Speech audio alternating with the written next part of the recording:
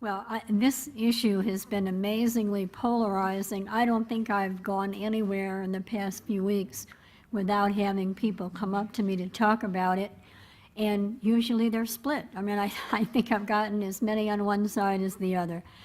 The truth of the matter is this is not an easy question. There is an argument to be made on both sides, and I know, because like a true lawyer, I have argued both sides to myself and other people.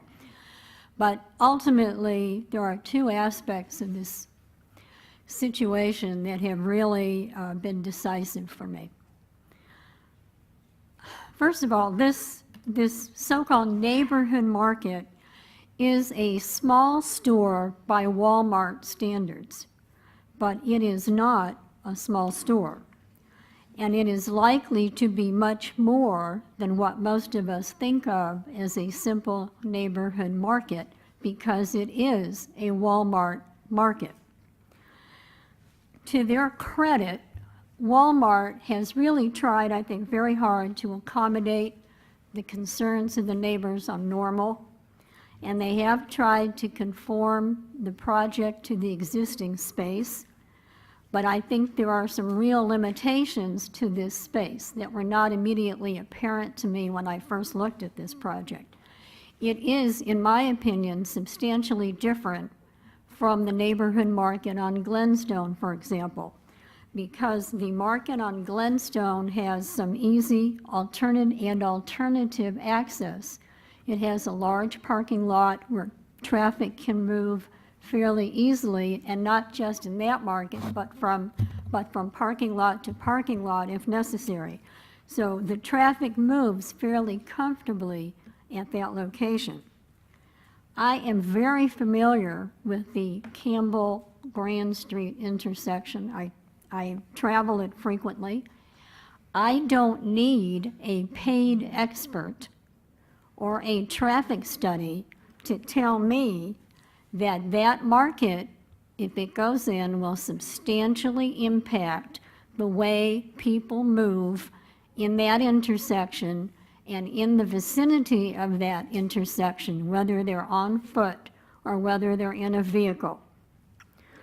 Under this proposed plan, any traffic moving left onto Grand is going to have a real battle on their hands to get into that traffic. And I really have concerns that Ms. Fisk articulated, I think, well in her question during the first presentation, that we're going to have some real issues. I don't think that that left turn, the center lane, is going to handle the problem. I don't think that left turn lane is going to handle the problem. I think what we're going to have is some bottlenecks through Campbell and Grand. I am very much concerned that there will be a much greater movement of pedestrians in the vicinity of this store and through the intersection than the planners of this project have contemplated. Not only do we have the residents immediately behind it and the neighborhood right behind it, but we all know there's a high school right down the road. We all know, I mean, we know because we're local, that there's a university just down the road.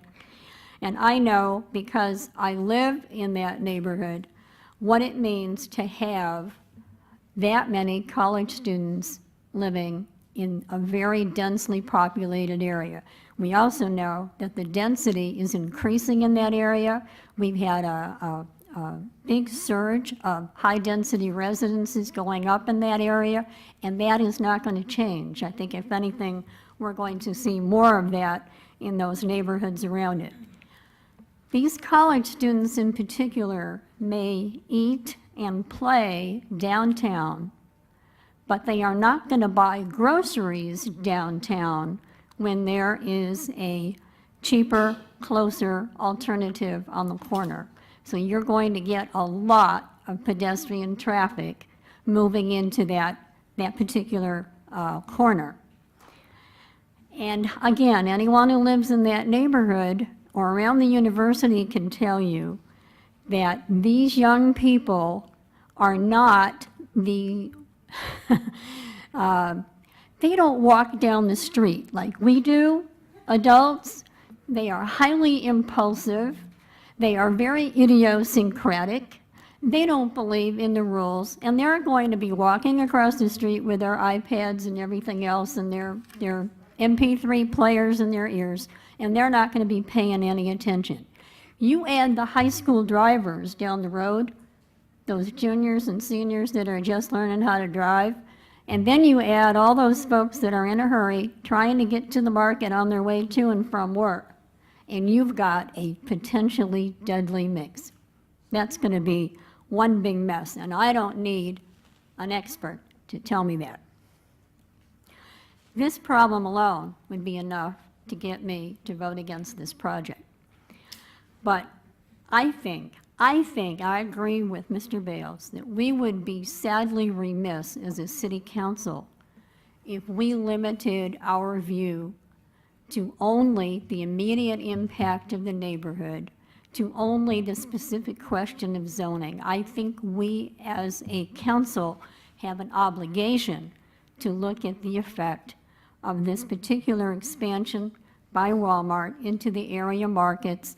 What effect is it going to have on the city as a whole? We have tried very hard to develop an economically healthy environment.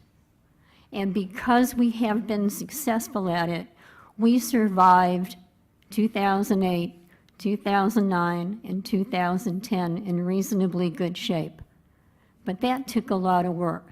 It's taken a lot of money. It's taken a lot of effort. I don't think it's the role of City Council to play favorites. I think that's the role of the consumer, to decide whether they want to go to Price Cutter or Walmart. I believe in competition. I think when there's competition, real competition, the consumer benefits, workers benefit, and the community as a whole benefits, and that's why I'm worried. Walmart is not just any corporation. We've all heard the phrase in the last few years, too big to fail, too big to regulate. Well, Walmart is a mega force in the marketplace with its own distribution network that reaches across borders and bypasses traditional local connections. We now have 9 Walmart stores in Springfield, including 5 supercenters. Springfield has the highest concentration of Walmart stores of any similarly sized community in our region, and this store would be the closest to the center city of any of those other markets. Why is that important? And I'm almost done. Because Walmart now controls 49% of the local grocery market and is poised to totally dominate it. They will be in a position to eliminate virtually all of their competition in Springfield. The wages that they pay their employees and their benefit policies will become the standard for any local business who tries to share the same market. For those at the upper end of the income scale, they will still have alternatives, particularly in the small niche markets. For the average consumer, there will be no real alternatives. And for the employees in this industry, there will be very few choices available. What Walmart saves in employee wages and benefits, we as a community will pay in Medicaid, food stamps, and other public services. A fair game presupposes that everyone plays by the same rules. When a company is so big that it can set its own rules, the game is not the same. We have a substantial presence of Walmart in the city of Springfield. It serves thousands of our residents, and it obviously fills a need. In recent months, they've taken steps to improve their corporate image and increase their civic role, and these are welcome changes, and I commend the corporation for those actions. However, I don't want Springfield to become a company town, and I don't want Walmart to be the town's company store. I cannot support this.